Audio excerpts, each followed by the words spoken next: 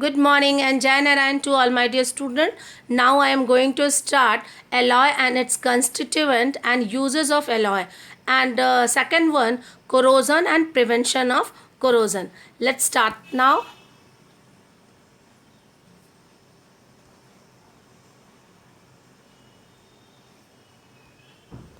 Alloy क्या है? Alloy is a homogeneous mixture of metal with other metal और non metal. Homogeneous mixture का मतलब क्या होता है? वैसे मिक्सचर जिसमें हम आइडेंटिफाई नहीं कर सकते कि वो किससे मिक्स है. ठीक है, उस तरह से मिक्सचर होना चाहिए. ऐसा ना हो जैसे कि और वो किसका मिक्सचर हो सकता है?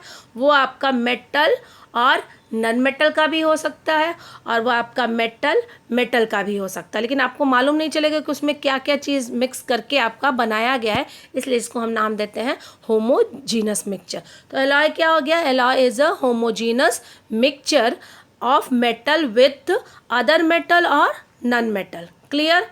अब पहला एलॉय है आपका स्टील. स्टील में क्या रहता है? स्टील में आयरन और कार्बन. तो क्या देखा आपने? एक मेटल हो गया और दूसरा क्या हो गया? नॉन मेटल हो गया. लेकिन आपको स्टील देख करके आपको पता चलेगा कि उसमें आयरन और कार्बन मिक्स है? नहीं, क्यों? इसीलिए इसको हम लोग होमोजीनस मिक्सचर कहते हैं. तो मेटल और नॉन मेटल उपयोग किस लिए होता है? तो construction of tool, machine, tank, vehicle, ship, rail, building, bridge, dam. Clear है?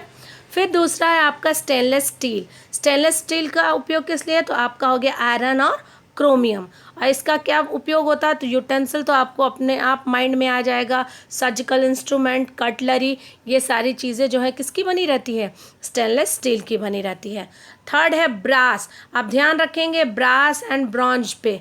ब्रास में कॉपर और जिंक होता है और ब्रॉन्ज में टिन होता है. याद रखेंगे, क्योंकि इसमें आप लोग कंफ्यूज हो जाते हैं कि किस में टिन होता है और किस में जिंक होता है. तो ब्रास और ब्रॉन्ज दोनों में कॉपर तो रहेगा, उसके अलावा क्या रहेगा? ब्रास में जिंक और ब्रॉन्ज में आपका टिन. देखिए कैसे याद रखेंगे. देखिए इसमें जे है, इसमें जे नहीं है, तो जिसके पास नहीं है उसको दे दो. तो जिंक, ये क्या हो गया? टिन. ठीक है. उसके बाद है ब्रास का उपयोग किस लिए हम लोग करते हैं? तो आपका यूटेंसिल है, हैंडीक्राफ्ट, म्यूजिकल इंस्ट्रूमेंट में उपयोग करते हैं. और ब्रॉन्ज का उपयोग किस लिए करते हैं? तो स्टैचू, मेडल, बेल ऑर्नामेंट्स, ये सारी चीज़ें होती हैं, उसका उपयोग हम लोग करते हैं ब्रॉन्ज से. ये सारी चीज़ें किसकी बनी रहती है? ब्रॉन्ज की बनी रहती है. फिर है आपका एल्निको. आप ध्यान देंगे, L for aluminium, NI for निकल एंड CO फॉर कोबाल्ट. ये तीन नाम तो आपको याद हो गया. उसके अलावा क्या ऐड किया इसमें? आयरन. और इसका उपयोग हम लोग किस लिए करते हैं?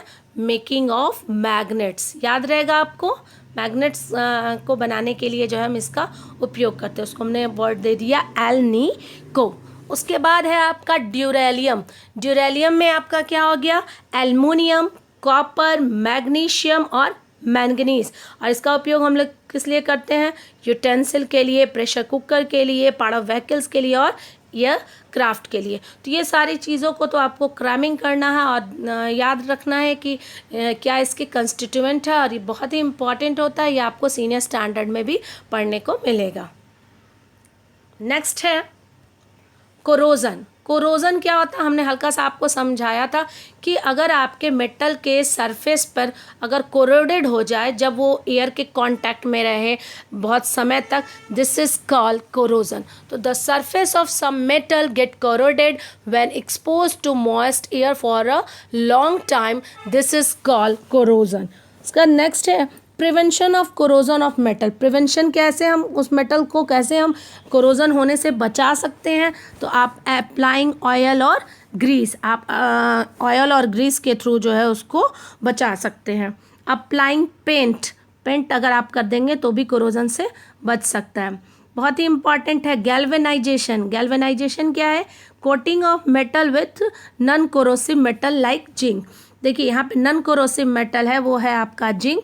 और आपका कोटिंग, जैसे मान लीजिए आप बैटरी देखते हैं, तो बैटरी जो बना रहता है वो किसका बना रहता है? आयरन होता का बना रहता है. और आयरन बहुत जल्दी कोरोडेड होता है, तो उसके ऊपर जो कवरिंग होती है वो किसकी बनी होती है? जिंक की बनी रहती है. एंड यही प्रोसेस जो है आपका मेटल के ऊपर कोटिंग नॉन कोरोसिव मेटल का है, मतलब जिंक का, इज कॉल्ड गैल्वेनाइजेशन. क्लियर। फिर है आपका इलेक्ट्रोप्लेटिंग, बहुत ही इंपॉर्टेंट है ये भी। इलेक्ट्रोप्लेटिंग क्या होता है? Coating of metal with non corrosive metal like chromium tin by passing electricity. इसमें क्या होता है? इलेक्ट्रोवर्ड्स है, इट मीन्स इलेक्ट्रिसिटी का उपयोग करके हम किसी मेटल के ऊपर क्या कर देते हैं? एक नॉन कोरोसिव मेटल का कोटिंग कर देते हैं। नॉन कोरोसिव मेटल आपका क्या हो सकता है? क्रोमियम और टिन। क्लियर। फिर है आपका एलॉइंग। एलॉइंग में आपका क्या है? Example, when iron is alloyed with chromium and nickel it form stainless steel which is resistant to corrosion. अब आयरन के ऊपर अगर हम क्रोमियम और निकल की कोटिंग कर देते हैं, उसके साथ मिक्स करके बना देते हैं, तो वो क्या बनाता है? आपको स्टेनलेस स्टील, और जो कि रेसिस्टेंट होता है कोरोजन से, मतलब इसमें कोरोजन जंग जो है वो नहीं लगता, और इसी प्रोसेस को हम कहते हैं एलॉइंग। क्लियर हो गया? ये तीनों डिफिनेशंस बहुत इंपॉर्टेंट है, गैल्वेनाइजेशन, इलेक्ट्रोप्लेटिंग एंड एलॉइंग, तो इसको आप ध्यान में रखेंगे। फिर है activity to show that air and water are necessary for rusting of iron. इसमें आपको एक्टिविटी है जिसके थ्रू हम देखेंगे कि एयर और वाटर जो है वो ज़रूरी है आयरन को रस्ट होने के लिए। तो रस्ट आपको हमने पहले ही प्रीवियस क्लास में समझा दिया गया था। तो आप क्या करेंगे? 3 टेस्ट ट्यूब लेंगे, take 3 test tube and put 1 iron nail in each, और सभी में एक एक आयरन नेल को पुट करेंगे। Put some anhydrous calcium chloride, और इसमें क्या डालेंगे? थोड़ा सा anhydrous calcium chloride in 1 test tube to absorb moisture. Calcium hydroxide का कैल्शियम क्लोराइड का काम क्या है? ये मॉइस्चर्स को ऑब्जॉर्व करते हैं। pour some boil water from which dissolved oxygen has been removed in the second test tube, और एक क्या करेंगे? वाटर को बॉयल करके उसमें डाल देंगे। अगर हम बॉयल करेंगे तो उसमें से ऑक्सीजन क्या हो जाएगा? डिजॉल्व ऑक्सीजन जो है वो आपका रिमूव रहेगा। तो एक में बॉयल वाटर रखेंगे। Pour some water in 3rd test tube, और कुछ जो है वाटर आप 3rd टेस्ट ट्यूब में मेंशन डाल देंगे, मतलब वो बॉयल नहीं होना चाहिए। Cork 3 test tube and leave it for 3 और 4 डे, और इन तीनों को कॉर्क के थ्रू, इसको कॉर्क कहते हैं, आप क्या करेंगे? कवर कर देंगे। तीनों टेस्ट ट्यूब को हमने क्या कर दिया? कवर कर दिया। It is seen that nail in the first and second test tube have not rusted. आपने क्या देखा कि ये जो है आपके दोनों ए और बी में कोई भी रस्ट नहीं हुआ। A nail in 3rd test tube has rusted, और ये वाला क्या हो गया? आपका 3rd टेस्ट ट्यूब में जो नेल है वो रस्टेड हो गया। क्यों हो गया? क्योंकि भाई इसमें तो ऑक्सीजन के एयर के कांटेक्ट में आया ही नहीं, और आपको हमने बताया कि जो कैल्शियम कार्बोनेट है वो क्या करता है? मॉइस्चर को एब्जॉर्व कर लेता है। तो भाई जो भी हल्का मॉइस्चर होगा वो क्या हो गया? एब्जॉर्व हो गया। तो जब उसे एयर और वाटर नहीं मिला तो क्या हो गया? आयरन जो है वो आपका रस्ट नहीं हुआ। और इसमें क्या था? वाटर था। तो भाई हमने आपको बताया था कि when iron react with oxygen to form iron oxide, Fe2O3 ना, and when Fe2O3 combined with water to form anhydrous iron oxide। Clear? तो इसमें इन दोनों में क्या है? आपका कांटेक्ट नहीं है। थैंक यू एंड जय नारायण टू ऑल।